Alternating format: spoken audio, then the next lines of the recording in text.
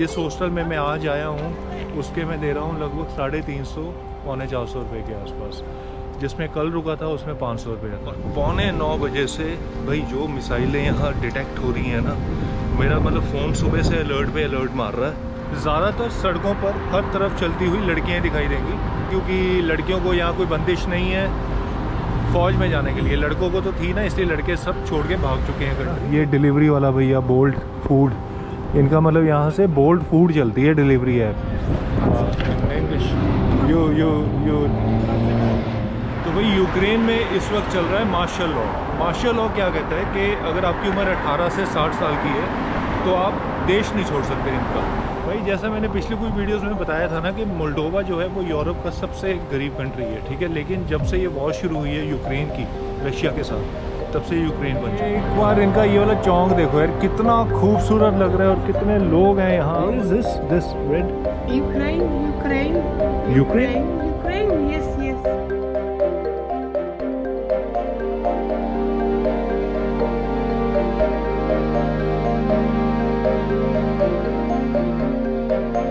तो भाई स्वागत है आपका नए दिन में। कीव में हूँ इस वक्त। सुबह के बज चुके हैं 11 और 8:45 बजे से भाई जो मिसाइलें यहाँ डिटेक्ट हो रही हैं ना, मेरा मतलब फ़ोन सुबह से अलर्ट पे अलर्ट मार रहा है।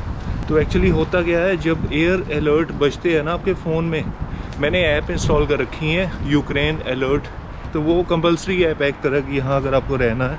तो भाई जब अलर्ट आता है ना, उसमें आपको भागना है बंकर की तरफ, ठीक है। बंकर यहाँ मैंने आपको पिछली वीडियो में दिखाया था कि बहुत बने हुए हैं, यहाँ कोई इतनी दिक्कत वाली बात नहीं है, क्योंकि आपके पास 2-3-4 मिनट का समय होता है, ठीक है। अलर्ट का मतलब ये है कि यूक्रेन के एयर डिफेंस सिस्टम ने कुछ मिसाइलें डिटेक्ट कर ली जो कि उस लोकेशन पे जैसे कीव में गिरने वाली है।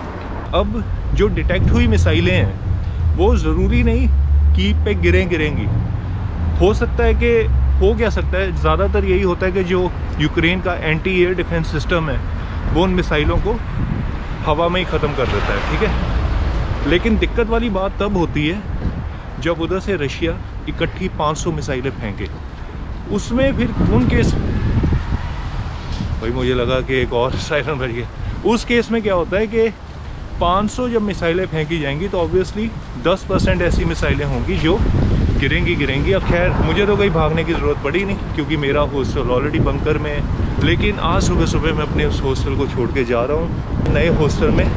तो भाई यूक्रेन में इस वक्त चल रहा है मार्शल लॉ। मार्शल लॉ क्या कहता है कि अगर आपकी उम्र 18 से 60 साल की है तो आप देश नहीं छोड़ सकते इनका। लेकिन उसके साथ साथ आपको आर्मी ज्वाइन करनी पड़ेगी इनकी। ये जो रूल है थोड़ा सा इसमें चेंज हुआ अगस्त 2025 में। यूक्रेन गवर्नमेंट ने कहा अब से 18 से 22 साल वाले जो लड़के हैं वो देश छोड़ सकते हैं। और दूसरी बात भाई, लड़कियों पर ये लॉ अप्लाई नहीं होता, बशर्ते अगर आप वो लड़की हॉस्पिटल इंडस्ट्री में काम कर रही है या ऑलरेडी मिलिट्री में सर्व कर रही है अपने आप को। जो मैंने टिकट ली है ना, वो बस अपना कार्ड है, वो मशीन पे स्वाइप किया, टिकट मिल गई, ठीक है। तो इसमें जब मशीन पे स्वाइप करोगे उसमें से कोई टिकट नहीं निकलेगी, मतलब आपने एक तरह टिकट ले ली है ऑटोमेटिकली। और कितने की पड़ी टिकट है? सिर्फ 8 हिरनिया की, 17 रुपये की टिकट है यार। यू भाई मशीन्स पता है वो जो लगी हुई हैं ऑरेंज कलर की, ऐसी हर जगह लगी हुई है इस पूरी बस में, पीछे भी लगी हुई हैं 2-3। तो भाई इन मशीन्स की बात कर रहा था, इस पर बस कार्ड स्वाइप करो टिकट कट जाएगी सीधा, और वाईफाई का सिग्नल भी बना हुआ है। चलो भाई अब अपना हॉस्टल रह गया 400 मीटर यहाँ से। तो भाई ये मैं आ चुका हूँ यहाँ सेंटर में सेंट व्लादिमीर कैथेड्रल। और ये सारा जो एरिया है ना, ये है सिटी सेंटर की तरफ ही रोड जा रही है। मेन रोड है यहाँ की, मतलब यूक्रेन में कीव की सबसे मशहूर रोड है ये वाली। इसका मेरे को नाम नहीं पता यार, क्योंकि बड़े टेढ़े मेढ़े नाम है इनके। लेकिन मैं पहली बार यहाँ देख रहा हूँ यार, मतलब मुझे देख के भी काफ़ी अच्छा लगा। कुछ टूरिस्ट लोग स्पेशली, अब ये पता नहीं टूरिस्ट ही हैं कि लोकल हैं कुछ। चलो भाई अभी मैं आपको लेकर जा रहा हूँ यहाँ एक बड़ा मशहूर इनका जो सिटी सेंटर है कीव का, उसको बोलते हैं इंडिपेंडेंस स्क्वायर। बड़ी मशहूर जगह है, आज के दिन में वो बनी हुई है। एक्चुअली वहाँ पता क्या इन्होंने किया हुआ है, यूक्रेन ने जब से वॉर शुरू हुई है तो उस जगह में उन्होंने सेंटर पॉइंट पे ना बहुत सारे फ्लैग्स लगा रखे हैं उन सब लोगों के नाम जो इस वॉर में शहीद हुए हैं। तो मैं वहीं आपको लेके जा रहा हूँ और वहाँ जाके देखते हैं। और वैसे भाई देखो, एक मतलब नॉर्मल सी लाइफ ही लग रही है यार। लोग अपना बैग वैग पकड़ के काम धंधे पे जा रहे हैं, गाड़ियाँ चल रही हैं, टैक्सीज चल रही हैं, मतलब और इससे ज़्यादा नॉर्मल क्या ही होगा, है ना। ये डिलीवरी वाला भैया बोल्ट फूड डिलीवर करने जा रहा है ना। इनका मतलब यहाँ से बोल्ट फूड चलती है डिलीवरी ऐप। एक्चुअल में यार अगर आप कहोगे ना वॉर इनेबल्ड कंट्री, तो उसके मायने बड़े डिफरेंट होते हैं यार। वॉर इनेबल्ड कंट्री का तो मतलब है कि बमबारी हो रही है 24 घंटे और आप बाहर नहीं निकल सकते। ऑनेस्टली ये जो भी आपको दिखा रहा हूँ ये रियल पिक्चर है कीव की। यहाँ ना भाई आने से पहले मैं इतना डरा हुआ था कि मतलब मुझे तो ये भी लग रहा था कि मैं पता नहीं ऐसे नॉर्मल वीडियो बना भी पाऊँगा कि नहीं। मुझे था कि यूक्रेन फ़ौज की कोई गाड़ी आएगी, यूक्रेन आर्मी वालों की, और उठा के पकड़ के ले जाएगी मेरे को कि चलो जी लड़ो यूक्रेन की तरफ से। जो मेन कैजुअलिटीज़ हो रही हैं ना वो सारी हो रही है ईस्टर्न यूक्रेन की तरफ, मतलब जो रशिया का वेस्ट पार्ट है और यूक्रेन का ईस्टर्न पार्ट। एक बार इनका ये वाला चौक देखो यार, कितना खूबसूरत लग रहा है और कितने लोग हैं यहाँ। मतलब आम मुझे एक नॉर्मल यूरोपियन शहर की तरह लग रहा है। लेकिन एक बात आपको और दिखाता हूँ, अगर आप थोड़ा नोटिस करोगे ज़्यादातर सड़कों पर हर तरफ चलती हुई लड़कियाँ दिखाई देंगी या बूढ़े आदमी दिखाई देंगे। ऑब्वियसली वो इसलिए क्योंकि लड़कियों को यहाँ कोई बंदिश नहीं है फ़ौज में जाने के लिए। लड़कों को तो थी ना, इसलिए लड़के सब छोड़ के भाग चुके हैं कंट्री। लेकिन इसलिए ज़्यादातर जितनी भी होंगी लड़कियां हैं। लड़कियों को आज़ादी है, वो इस देश को छोड़ भी सकती हैं, कहीं दूसरे देश में जा सकती हैं। मिलिट्री में कोई इनको ज़रूरी नहीं है ऐड होना। और इसलिए जितने भी आप देखोगे, अब देखो सामने अंकल जी आ रहे हैं, ये ओल्ड एज है, मतलब अबव 60 हैं।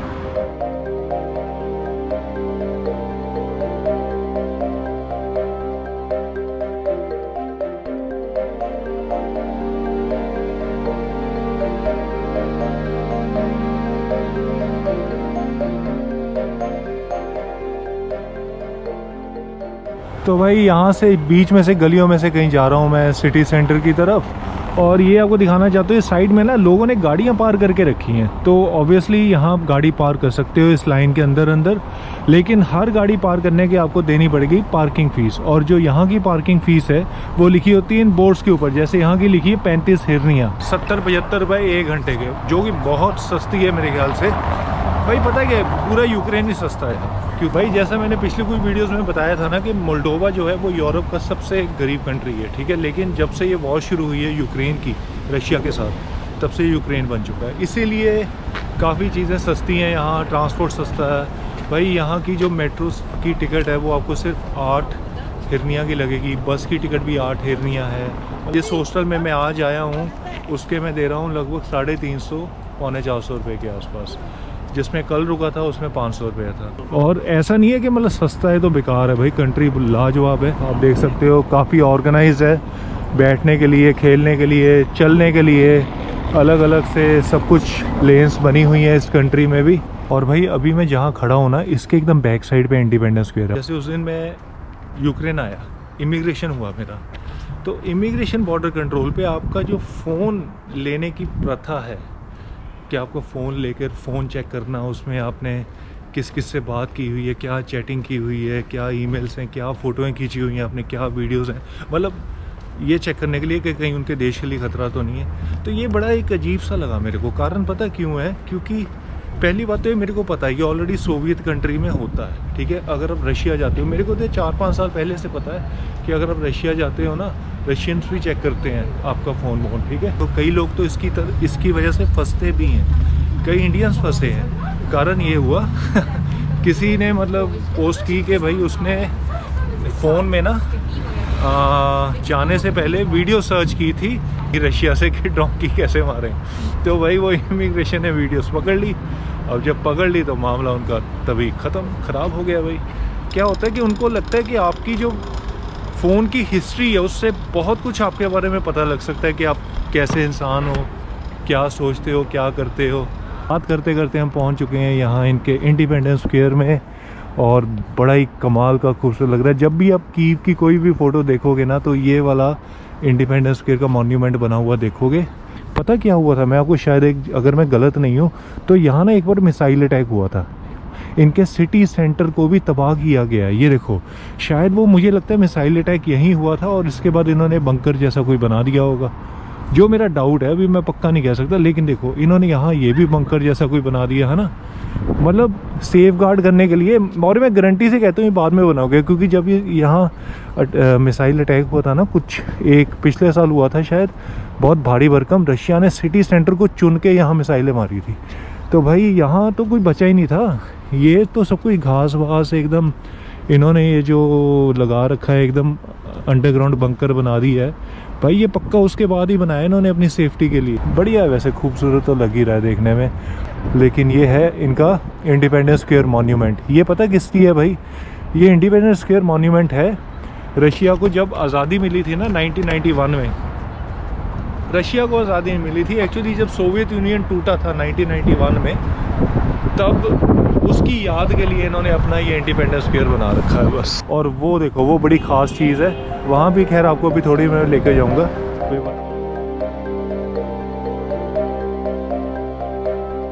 चलो भाई, अब हमें जाना है वो दूसरी तरफ रोड के, जहाँ वो फ्लैग्स लगे हुए हैं सारे। लेकिन उसको क्रॉस करने के लिए हमें ये बंकर के बीच में से जाना पड़ेगा। भाई मैं दावे से कहता हूँ कि ये जो बंकर है ना, ये अभी ताज़े बने हैं उस हमले के बाद, पहले नहीं थे, क्योंकि अभी नए नए भी लग रहे हैं मेरे को। ये टाइलें भी नई वही लग रही हैं सब कुछ, और इन्होंने अभी रास्ते वास्ते निकाले होंगे। ये ना फ्लैग व्लैग पड़े हुए हैं, अगर आप चाहो तो यहाँ से फ्लैग लेकर आप वहाँ श्रद्धांजलि भी दे सकते हो, जहाँ अभी मैं जा रहा हूँ। वाला जो फ्लैग है ना, ये तो यूक्रेन का है, ठीक है। जो ये वाला फ्लैग है, ये इनकी फ़ौज का फ्लैग है, उनको सम्मानित करने के लिए या श्रद्धांजलि देने के लिए। 550 का है ये एक, मतलब 1100 रुपये का फ्लैग हो गया। और ये छोटे छोटे फ्लैग कितने के हैं? How much this flag cost? One 80. This. Okay. This 50. Okay, this 50. Yes. Okay, small one is 50. Да, small. Okay, and this you put there? Yeah, There yes, and yes. the okay. Flowers? Такой 230. Flowers is okay. Этот и вот этот. 230. 230. Да. Big. Да. Okay, it's a big one. Oh, okay, Красивый. okay, okay. It's for girls. All right. Perfect. Not for me. Okay, I take this. Yes. This is Ukrainian flag. Ukraine. Ukraine. And what is this? This red? Ukraine. Ukraine? Ukraine. Yes, yes.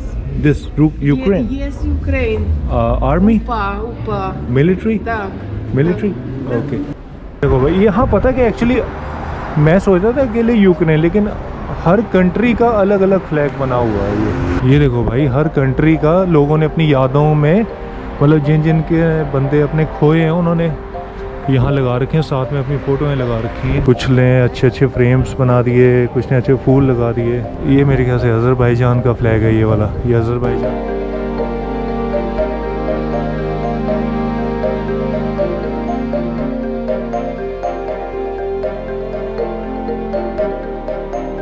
भाई अभी पता क्या हुआ, मैं वहाँ flag देख रहा था ना, तो एक वॉलंटियर आया मेरे पास, तो फ्लैग भेज रहा था, कहता फ्लैग ले लो। मैं कहा भाई मैं ऑलरेडी ले चुका हूँ। तो कहता ठीक है, no problem.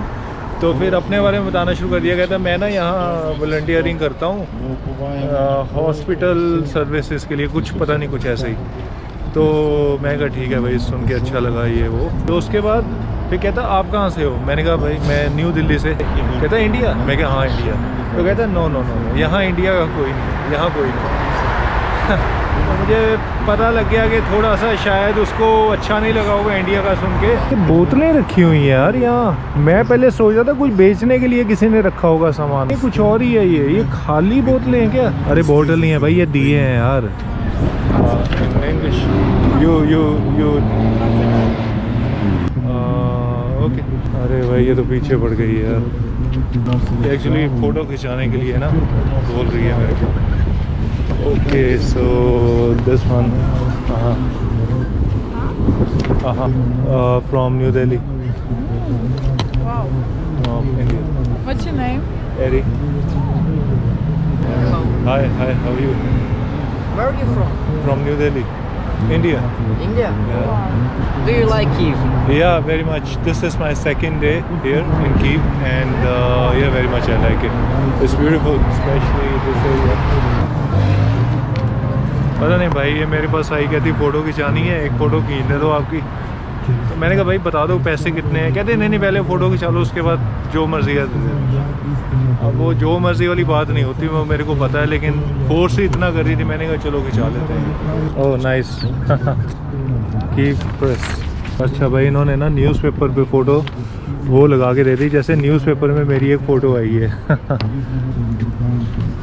Pretty good. Okay. Thank you. And how much I need to pay for this? 1 second. अब ये पक्का मांगेगी मुझसे अच्छे खासे। फ़ोटो का काम हो गया है। मैं आपको बता देता हूँ, लड़की मुझसे 2000 रुपये मांग रही थी। 2000 रुपये, मतलब 2000 यूक्रेनियन हिरनिया, 2000 हिरनिया, मतलब 2000 हो गया इंडियन 4000 रुपये। मैंने कहा दिमाग तो नहीं ख़राब हो गया क्या? तो कहती चलो 1000 दे दो। फिर उसके बाद कहती 500 दे दो। अपने अभी करते करते भाई मैंने आखिर में 200 हिरनियाँ दे के जान छुड़ाई है मैंने। 400-500 भी कम नहीं यार, मतलब किस हिसाब से यार आप मांग रहे हो। और भाई यहाँ आपको जगह जगह फ़ौजी ज़रूर दिखाई देंगे, ज़्यादातर इसमें से वॉलंटियर्स हैं और इनको सुविधा बहुत मिल रही है यूक्रेन की तरफ से। अब मैं आपको बताता हूँ, अगर आप यूक्रेन की आर्मी आज की डेट में ज्वाइन करते हो, पहली बात तो ऐसा नहीं है कि आपको पूरे 60 साल यहाँ नौकरी करनी पड़ेगी उसकी पेंशन लेने के लिए। नहीं भाई, कुछ टाइम स्लैब होता है, उस टाइम स्लैब को क्लियर कर लो, आपकी ना तब से ही पेंशन शुरू हो जाती है ज़िंदगी भर के लिए। दूसरा, आपके लिए टैक्सेस पूरे 50% कट हैं। कहते हैं कि अगर आप यहाँ प्रॉपर्टी लेते हो तो आपके लिए प्रॉपर्टी का दाम सीधा 50% गिर जाएगा। तीसरी चीज़ ये है कि आप किसी भी अब ट्रेन में, किसी भी ट्रांसपोर्ट में अपना ID कार्ड दिखा के जा सकते हो।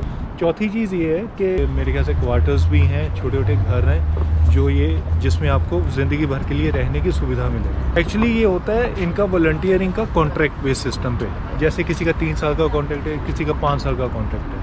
6 महीने तक आप कॉन्ट्रैक्ट तोड़ नहीं सकते, उसके बाद ब्रीच ऑफ कॉन्ट्रैक्ट कर सकते हो।